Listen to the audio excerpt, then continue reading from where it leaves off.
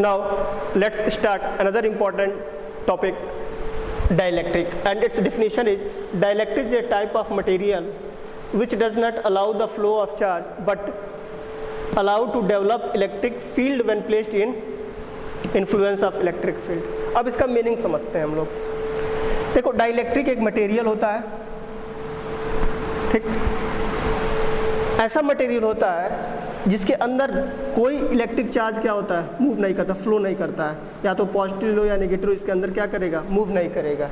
लेकिन जैसे हम इसको इलेक्ट्रिक फील्ड में रखते हैं तो क्या होता है ना, इसके अंदर इलेक्ट्रिक फील्ड जनरेट हो जाता है। अब इलेक्ट्रिक फील्ड कैसे जनरेट होता है, इसको हम अभी इस फिगर को जब समझाएंगे तब उसको अच्छे से समझेंगे। अब हम क्या करते हैं ना, पहले दो केसेस लेके हम समझते हैं, एक कंडक्टर के केस में लेके, उसके बाद अब डाइलेक्ट्रिक के केस में हम दोनों को समझेंगे। पहले कंडक्टर को लेके समझते हैं। सपोज हमारे पास एक कंडक्टर है जिसको हमने इलेक्ट्रिक फील्ड में रखा हुआ है। ये हमने क्या ले लिया, कंडक्टर ले लिया। इस कंडक्टर को हमने कहाँ पे रखा हुआ है, इलेक्ट्रिक फील्ड। इलेक्ट्रिक फील्ड कैसे जनरेट होगा, प्लस और माइनस, प्लस माइनस के बीच में हमने क्या रखा, कंडक्टर को रखा। तो इसका मतलब इसमें इनसाइड इसमें इलेक्ट्रिक फील्ड प्लस से माइनस की तरफ जाएगा, और मानते हैं इसकी वैल्यू कितने के बराबर है, ये एक्सटर्नल इलेक्ट्रिक फील्ड की वैल्यू E0 है, ठीक। जैसे हम क्या करते हैं ना, इस कंडक्टर को इलेक्ट्रिक फील्ड में रखते हैं तो इस कंडक्टर में इंडक्शन होता है। इंडक्शन होने के कारण यहाँ पे यहाँ पे निगेटिव चार्ज क्या हो जाता है, कलेक्ट हो जाता है इस साइड, और ठीक इसके अपोजिट इधर के प्लस चार्ज क्या हो जाता है, कलेक्ट हो जाता है। इसका मतलब हमने एक्सटर्नल इलेक्ट्रिक फील्ड लगाया E0, तो इसके अंदर इंडक्शन हुआ, इंडक्शन होने के कारण माइनस और प्लस बना, माइनस प्लस बनने के कारण इसके इनसाइड भी इलेक्ट्रिक फील्ड क्या हो जाता है, जनरेट हो जाता है, जिसको हम लोग क्या बोलते हैं, इस प्लस इंड्यूस्ड प्लस और माइनस चार्ज के कारण यहाँ पे इलेक्ट्रिक फील्ड बन जाता है, जिसको हम EI नाम ले लेते हैं, ठीक। अगर आपसे पूछा जाए इस कंडक्टर के इनसाइड इलेक्ट्रिक फील्ड की वैल्यू कितने के बराबर होगी, तो हम कैसे बताएंगे। देखो, हमने E0 एक्सटर्नल लगाया और इसके अंदर EI बन गया, ये इंटरनल इलेक्ट्रिक फील्ड, किसके कारण, इस इंड्यूस्ड चार्ज के कारण बना। कंडक्टर के केस में क्या होता है ना, जितना E0 होता है उतना ही क्या होता है, EI बनता है। तो आप यहाँ पे देखोगे तो E0 है, E0 का डायरेक्शन इधर है और EI का डायरेक्शन इधर है। दोनों देखो इक्वल एंड अपोजिट, और इक्वल एंड अपोजिट हुए, इसका मतलब net electric field inside the conductor क्या होगा, 0 के बराबर हो जाएगा। जैसे ही हम कंडक्टर को इलेक्ट्रिक फील्ड में रखते हैं तो उसके इनसाइड इलेक्ट्रिक फील्ड की वैल्यू कितने के बराबर हो जाए, 0 के बराबर हो गई। यहाँ पे आपको नेट इलेक्ट्रिक फील्ड कितने के बराबर मिला, 0 के, ई नेट 0 के बराबर मिला, ओके। अब हम यहाँ इस केस में चलते हैं। हमने क्या किया है, यहाँ पे आप देख रहे हो प्लस प्लस प्लस और माइनस माइनस माइनस, मतलब यहाँ पे हमने इलेक्ट्रिक फील्ड E0 के बीच में हमने एक डाइलेक्ट्रिक को रखा। यहाँ पे हमने इसको रखा है, डाइलेक्ट्रिक को रखा। और डाइलेक्ट्रिक की प्रॉपर्टी होती है कि अगर हम उसको इलेक्ट्रिक फील्ड में रखते हैं तो उसमें क्या जनरेट हो जाता है, उसके अंदर इलेक्ट्रिक फील्ड जनरेट हो जाता है, लेकिन अपने अंदर से कोई चार्ज को फ्लो नहीं होने देता है। इसके मतलब क्या, ये एक इंसुलेटर की तरह बिहेव करता है। अब क्या होता है, जैसे हम इसको एक्सटर्नल इलेक्ट्रिक फील्ड E0 में रखते हैं तो क्या होता है ना, जो ये मॉलिक्यूलर डाइपोल्स होते हैं वो इलेक्ट्रिक फील्ड के डायरेक्शन के अलग क्या हो जाते हैं, अलाइन हो जाते हैं। अलाइन होने के कारण एक आपको नेट डाइपोल मूवमेंट मिलता है, इस इलेक्ट्रिक फील्ड के डायरेक्शन में नेट डाइपोल मूवमेंट मिलता है। अब अलाइन होंगे तो देखो, जैसे ही आप इलेक्ट्रिक फील्ड में रखोगे तो जो मॉलिक्यूलर डाइपोल है वो अलाइन होंगे, अलाइन होकर इधर निगेटिव बन जाएगा, इधर प्लस, इधर निगेटिव, इधर प्लस, इधर निगेटिव, इधर प्लस, इधर निगेटिव, इधर प्लस, ऐसे सारे जो मॉलिक्यूलर डाइपोल है वो अरेंज हो जाएंगे। अब जब सारे मॉलिक्यूलर डाइपोल अरेंज हो गए तो यहाँ से हम ऐसे बना सकते हैं, हमने क्या किया, एक यहाँ से हम अगर ऐसे एक इमेजिनरी ऐसे स्लैब कंसीडर कर लें तो आप यहाँ पे देखोगे इस स्लैब के अंदर ये डॉटेड लाइन आप देख रहे हो ना, इसके अंदर आप देखोगे तो ये प्लस माइनस मतलब प्लस वाला निगेटिव को कैंसिल, प्लस वाला ये इसको कैंसिल, वैसे ये इसको कैंसिल कर देगा, ये इसको कैंसिल कर देगा, ऐसे। तो यहाँ पे देखोगे टोटल जो वॉल्यूम चार्ज डेंसिटी होगी वो 0 के बराबर हो जाएगी। इसमें इस A dash, B dash, C dash और D डैश, मतलब यहाँ पे देखोगे A, B dash, C dash, D dash के अंदर ये नेट वॉल्यूम चार्ज डेंसिटी की वैल्यू 0 हो गई। इसके मतलब आपको नेट जो चार्ज मिला वो कौन मिला, ये मिला, ये मिला, ये और इधर आप देखोगे इधर प्लस वाला मिल गया, ठीक है, ये प्लस वाला मिल गया।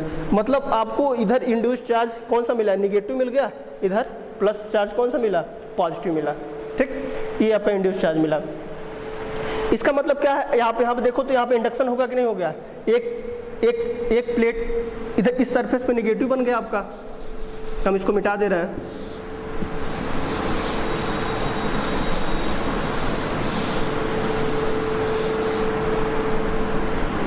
यहाँ पे आपका क्या मिला था, निगेटिव मिल गया, और यहाँ पे क्या हो गया, पॉजिटिव मिल गया।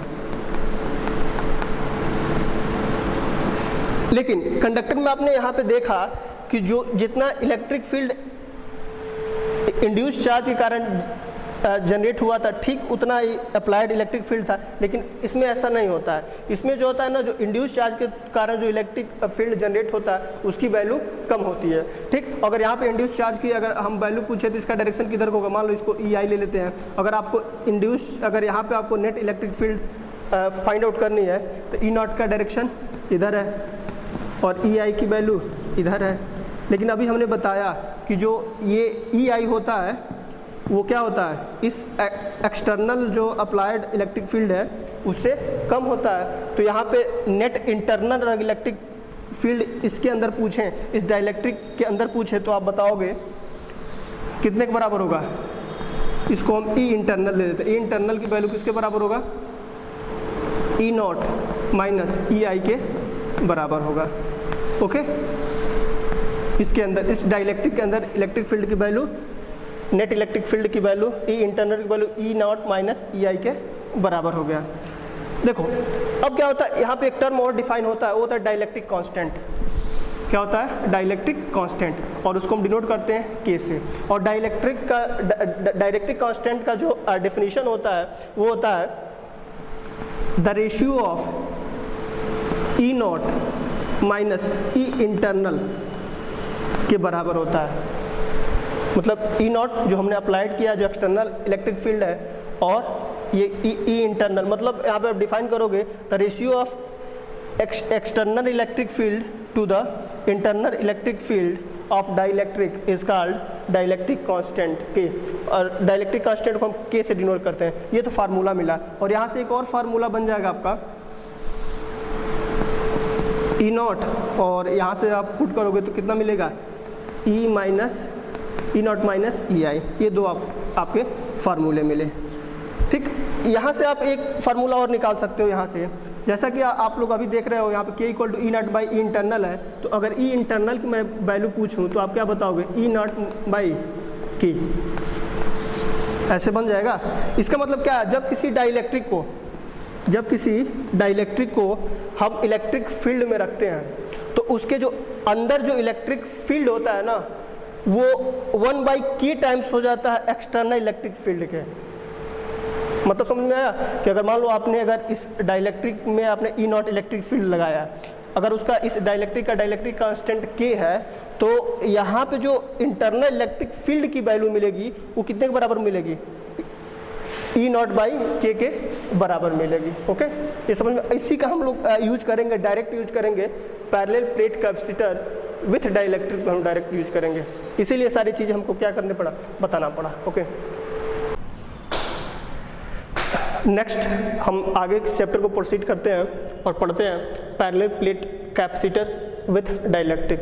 हमने पहले parallel plate capacitor without dielectric पढ़ लिया है, उसके करस्पॉन्डिंग क्या एक्सप्रेशन आया था उसको हम लोगों ने पढ़ लिया था। अब इसमें हमको पढ़ना है ना, अगर पैरेलल प्लेट है उसके बीच में अगर आप क्या करते हो, डाइलेक्ट्रिक को इंसर्ट कर देते हो, तो उस केस में डाइलेक्ट्रिक कैपेसिटेंस की वैल्यू कितने के बराबर होगी, उसको हमको क्या करना है, इसमें डिस्कस करना। वो किस फैक्टर पर डिपेंड करेगा वो भी क्या करेंगे, इसमें हम डिस्कस करेंगे। हमने क्या किया है, यहाँ पे आप देखोगे दो प्लेट्स हैं, एक पे प्लस है दूसरे पे माइनस है, और ये डी डिस्टेंस पे क्या है, सेपरेटेड है। अगर सिग्मा सरफेस चार्ज डेंसिटी हो तो सरफेस चार्ज डेंसिटी क्यू की वैल्यू क्यू बाई ए लिख सकते हैं। यहाँ पे अगर इस प्लेट का एरिया अगर ए हो तो sigma equal to Q by A हम लोग लिख सकते हैं। ओके, यहाँ पे हमने क्या किया, इन दोनों प्लेट्स के बीच में हमने रख दिया एक डाइलेक्ट्रिक को रख दिया जिसका डाइलेक्ट्रिक कांस्टेंट के है।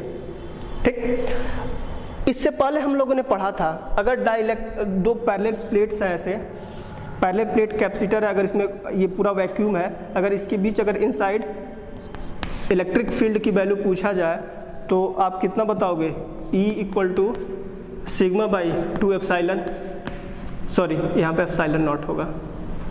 ये हम लोगों ने parallel plate capacitor without dielectric पढ़ा था, तो इसके इनसाइड इलेक्ट्रिक फील्ड की वैल्यू हम लोगों ने निकाला था E equal to sigma by epsilon nought, ये हम लोगों ने पढ़ा था। अब इसी का हम लोग यूज करेंगे। ठीक है,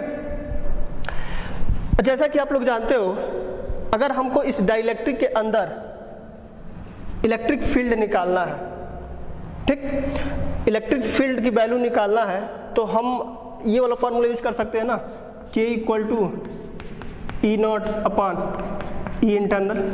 तो ई इंटरनल की जो वैल्यू वो कितने के बराबर होगी, ई नॉट बाई के बराबर होगी। मतलब अगर आप डाइलेक्ट्रिक अगर डाइलेक्ट्रिक को इसके बीच में रखोगे, उसका अगर डाइलेक्ट्रिक कांस्टेंट के है तो इसके अंदर जो इलेक्ट्रिक फील्ड होगा के टाइम्स क्या हो जाएगा, कम हो जाएगा, 1 बाई के टाइम्स कम हो जाएगा।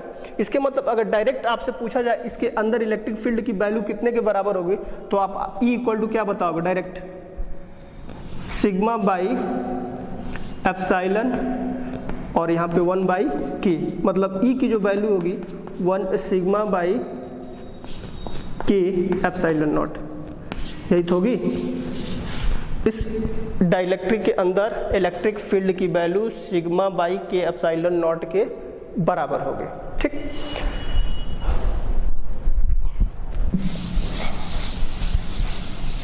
ये हमने निकाल लिया E इक्वल टू सिग्मा पान के एप्सिलॉन नॉट। अगर इन दोनों के बीच में पोटेंशियल डिफरेंस मालूम करना है, आपको पोटेंशियल डिफरेंस मालूम करना है तो potential difference V equal to किसके बराबर होगा, potential difference V equal to यही electric field into separation between the plates, electric field into separation between the plates, यही होगा।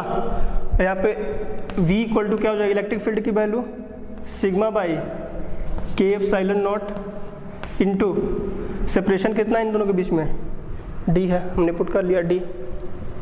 तो फाइनली यहाँ से आपको मिल गया V equal to sigma D divided by K epsilon nought, ये हमको पोटेंशियल डिफरेंस की वैल्यू मिल गई। अगर कैपेसिटेंस की वैल्यू अगर पूछा जाए इसका, पैरेलल प्लेट में कैपेसिटेंस की वैल्यू क्या होगी विथ डाइलेक्ट्रिक, तो आप क्या लिखोगे, C इक्वल टू, ये फार्मूला आप लोग जानते हो,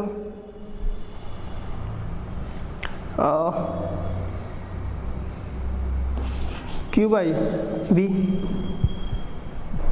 ये फार्मूला हम लोगों ने पढ़ा हुआ है, C equal to Q by V। अब V की वैल्यू यहाँ से आप पुट करोगे तो मिलेगा सिग्मा D, नहीं सॉरी, यहाँ से मिलेगा Q और V की जगह पुट करोगे sigma D divided by K epsilon not. Okay, ऊपर वाला मिटा दे रहे हैं। C इक्वल टू, ये नीचे वाला ऊपर चला जाएगा तो मिलेगा आपको के epsilon not Q divided by sigma into D, और सिग्मा की वैल्यू यहाँ से आप पुट कर सकते हो Q बाई A, तो यहाँ पे आपको मिल जाएगा के epsilon not Q divided by Q by A into D। Okay, Q cancel हो जाएगा तो फाइनली एक C की जो वैल्यू मिलेगी के epsilon not A divided by D, ये आपको मिल गया।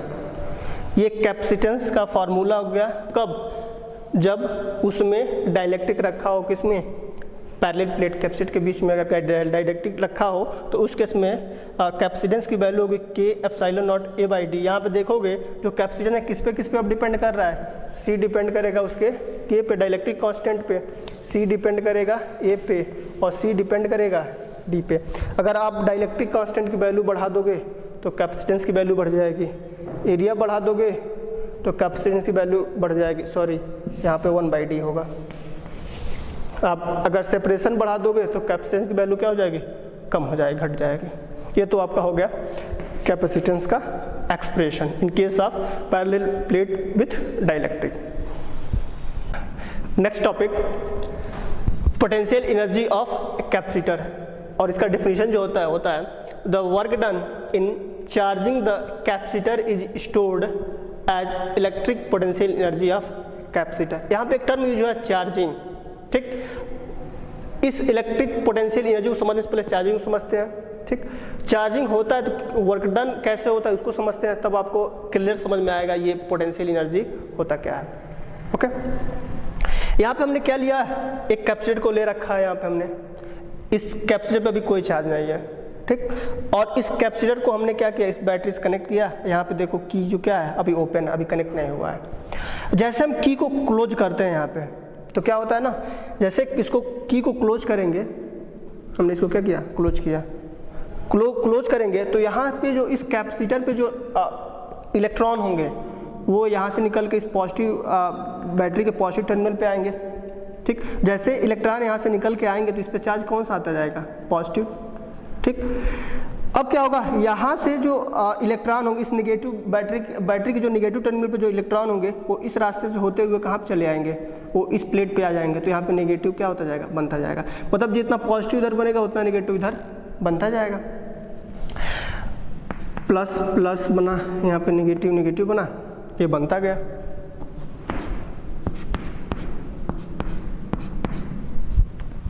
अब क्या होगा ना, अब जैसे ये प्लस बन जाएगा तो अगर इलेक्ट्रॉन को फर्दर यहाँ से अगर हमको निकालना है, अगर इस बैटरी को अगर यहाँ से निकालना है तो कैसे काम करेगा, तो यहाँ से निकालने के लिए इसको वर्क करना पड़ेगा, क्योंकि यहाँ पे पॉजिटिव का इलेक्ट्रॉन को निकलने नहीं देगा, तो इसको अब वर्क करना पड़ेगा। या यहाँ पे देखो, अगर यहाँ पे नेगेटिव बन गया तो अगर इलेक्ट्रॉन को अगर यहाँ से यहाँ तक अगर लेके आना है, फिर से इस प्लेट पे लेके आना है, तो इस नेगेटिव के अगेंस्ट इसको क्या करना पड़ेगा, बैटरी को वर्क करना पड़ेगा।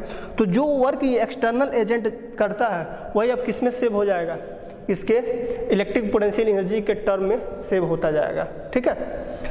अगर आप इसको ऐसे कनेक्ट रखो तो धीरे धीरे इस पे पॉजिटिव बनता जाएगा, इस पे नेगेटिव बनता जाएगा। मतलब इस पे चार्ज अब धीरे धीरे बढ़ने लगेगा और इस पे भी चार्ज, नेगेटिव चार्ज बढ़ने लगेगा। अगर मान लो फाइनल स्टेज पे, मतलब ये बैटरी जो है ना, ये जो कैपेसिटर फुली चार्ज हो गया, फुली चार्ज होगा तो मान लो क्यू स्टेट पे जाकर फुली चार्ज, मतलब प्लस क्यू इस पे हो जाए और माइनस क्यू इस पे हो जाए, तो ये फुली चार्ज का कंडीशन अगर हम ले लें, ठीक, तो ये पोटेंशियल V है। तो फुली चार्ज की कंडीशन में जो ये पोटेंशियल वोल्टेज होगा, पोटेंशियल डिफरेंस होगा, सेम वही इसके अक्रॉस भी क्या हो जाएगा, हो जाएगा, ठीक है।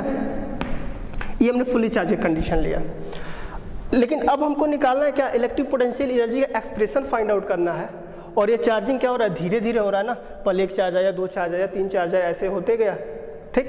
तो इसको फाइंड आउट करने के लिए हम क्या करेंगे, पहले स्मॉल अमाउंट में जो चार्ज आ रहा है, स्मॉल चार्ज के लिए हम work done, small amount of work done निकालेंगे, उसके बाद उसको इंटीग्रेट करेंगे।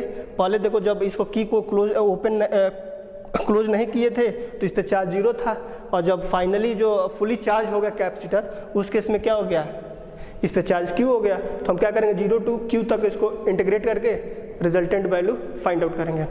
तो इसको हमको इसका एक्सप्रेशन फाइंड आउट करने के लिए हम एक इंटरमीडिएट स्टेज ले लेते हैं। इंटरमीडिएट स्टेज मान लो कि ये कैपेसिटर जो है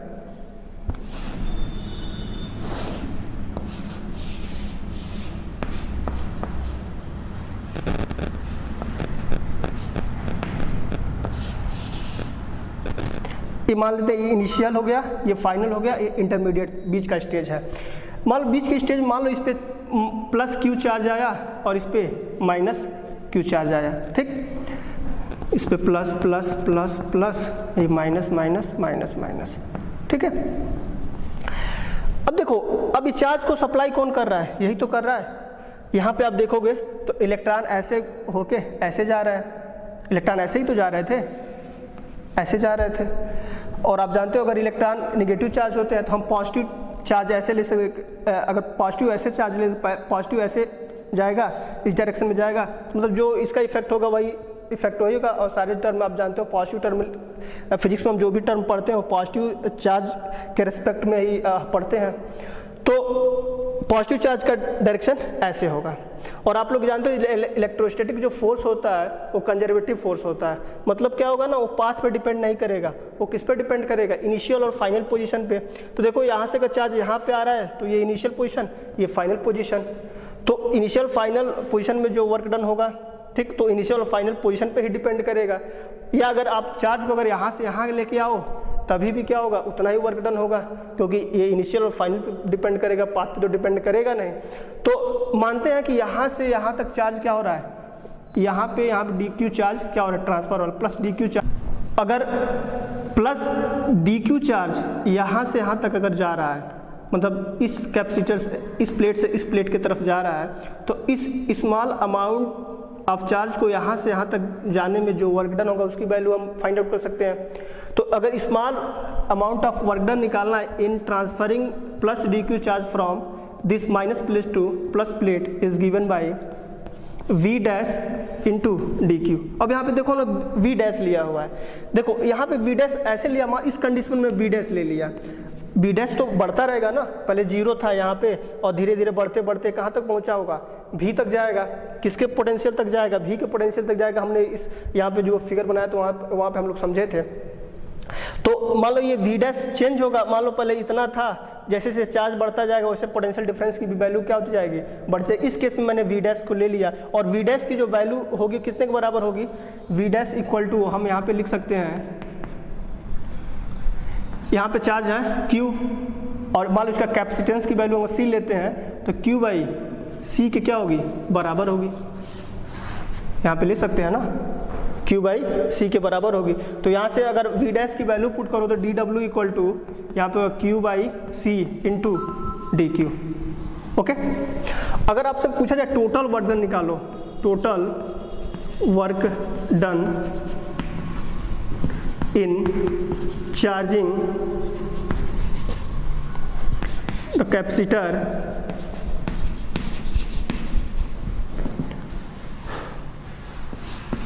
from 0 to Q charge is given by, मतलब पहले तो हमने इस की को अभी क्लोज नहीं किया था, उस केस में तो ये 0 था। अब क्लोज करेंगे तो फाइनल में उसका जो चार्ज कितना आ रहा है, Q ही तो आ रहा है। तो हम क्या करेंगे, इस स्मॉल टोटल वर्क डन निकालना है तो इसको हम क्या करेंगे, 0 to Q तक क्या करेंगे, इंटीग्रेट करके फाइंड आउट कर लेंगे। तो यहाँ से आपको मिलेगा DW, टोटल वर्क डन निकालना है ना, सॉरी। तो W इक्वल टू, इसको इंटीग्रेट करेंगे 0 to Q DW, W equal to 0 to Q और यहाँ पे Q बाई C इंटू डी क्यू। अब देखो यहाँ पे Q तो बाहर जाएगा नहीं, ये C कांस्टेंट है तो बाहर चला जाएगा। ये कैपेसिटेंस की वैल्यू है, किसकी, कैपेसिटर का कैपेसिटेंस की वैल्यू है। तो यहाँ से 1 बाई C बाहर हो गया, यहाँ पे मिला 0 to Q into D Q. अब एक चीज़ यहाँ पे देखो, इसका जो इंटीग्रेशन करेंगे तो यहाँ पे मिलेगा आपको टोटल वर्क डन 1 बाई सी, यहाँ पे मिलेगा क्यू स्क्वायर बाई 2।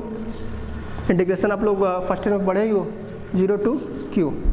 अब क्या करेंगे, पहले अपर लिमिट पुट करेंगे, उसके बाद लोअर लिमिट पुट करेंगे। तो फाइनली जो आपको एक्सप्रेशन मिलेगा कुछ ऐसा मिलेगा, W equal to 1 by C, यहाँ पे मिला। अगर अपर लिमिट पुट करेंगे तो क्या मिला, Q square by 2 minus 0 by 2, यही तो मिला। अब ये टर्म तो 0 हो जाएगा, तो फाइनली मिला W की जो वैल्यू मिली वो मिली Q स्क्वायर बाई 2C। ये वर्क डन का एग्जैक्ट वैल्यू हमको मिल गया। और यही वर्क डन किसके बराबर होगा, इलेक्ट्रिक पोटेंशियल एनर्जी के बराबर होगा इन केस ऑफ कैपेसिटर। तो यहाँ से हम W की जगह क्या पुट करेंगे, पोटेंशियल एनर्जी पुट कर देंगे। तो पोटेंशियल एनर्जी को U से डिनोट करते हैं। तो यहाँ पे फाइनली आपको U इक्वल टू मिलेगा Q स्क्वायर बाई 2C। ये हमको क्या मिल गया, एक्सप्रेशन मिल गया पोटेंशियल एनर्जी ऑफ कैपेसिटर के लिए एक्सप्रेशन मिल गया। यहाँ से चाहो तो आप इसको अलग अलग फॉर्म में भी डिनोट कर सकते हो। जैसे यहाँ से हम फार्मूले से जानते हैं Q equal to C into V. तो अगर Q के जगह पे हम क्या करेंगे, CV पुट करें तो यहाँ से U की जो वैल्यू मिलेगी वो मिलेगी 1/2C into C square V square. देखो C कैंसिल, तो U की वैल्यू कितना मिला, 1/2C इंटू CV स्क्वायर, ये मिला। ठीक है, अगर यहाँ से अगर आप इसको C को एलिमिनेट करना चाहते हो या V को, जो भी एलिमिनेट करना चाहते हो, ये वाला फार्मूला करके हम क्या कर सकते हैं, अलग अलग फार्मूला यहाँ पे बना सकते हैं। ठीक है, तो ये आपका क्या हो गया, electric potential energy of capacitor हो गया। ये चैप्टर कंप्लीट।